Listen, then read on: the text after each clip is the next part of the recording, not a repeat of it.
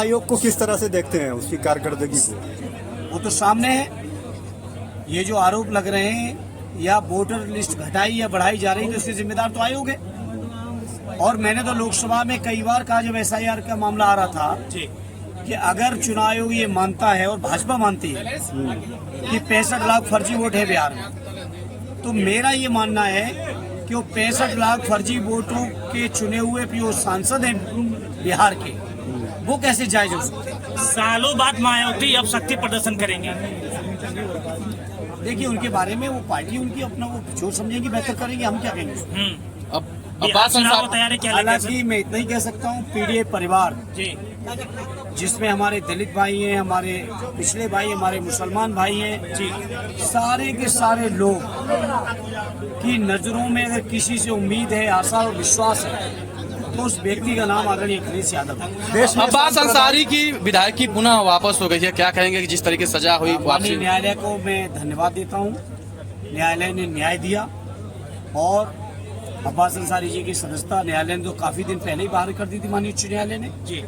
लेकिन नोटिफिकेशन करने में वही विधानसभा का सचिवालय, जब अब्बास अंसारी जी को लोअर कोर्ट से उनकी सदस्यता जा रही थी या सजा हुई थी, तो संडे के दिन आप डेट निकालना, संडे के दिन सचिवालय खोल के उनकी सदस्यता खत्म की थी। और वहीं जब माननीय उच्च न्यायालय ने उनकी सदस्यता को बहाल किया, तो उस नोटिफिकेशन को जारी करने में कितना टाइम लगा।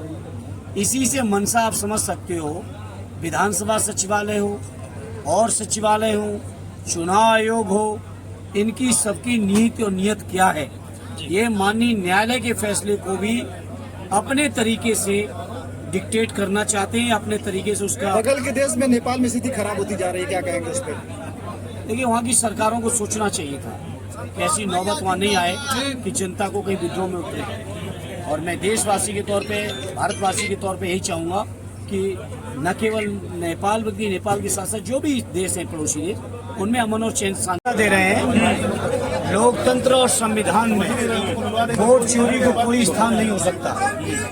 और ये भारतीय जनता पार्टी के लोग अपना आखिरी हथियार इस्तेमाल कर रहे हैं, वोट चोरी का, जिसको जनता के बीच अब बेनकाब हो चुका है। हमारे राष्ट्रीय अध्यक्ष जी ने पहले कई बार कहा, 2022 में एफिडेविट दिए, वही बात जो बिहार में SIR के बाद जिस तरीके से 65 लाख वोट काटे गए और उन काटे हुए वोटों में जिस तरीके से इंडिया अलायंस के वोटरों को काटा गया, निश्चित तौर पे राहुल जी जो कह रहे हैं, आज पूरा देश इस बात को स्वीकार कर रहा है। हमारे राष्ट्रीय अध्यक्ष जी आदरणीय अखिलेश जी इस बात को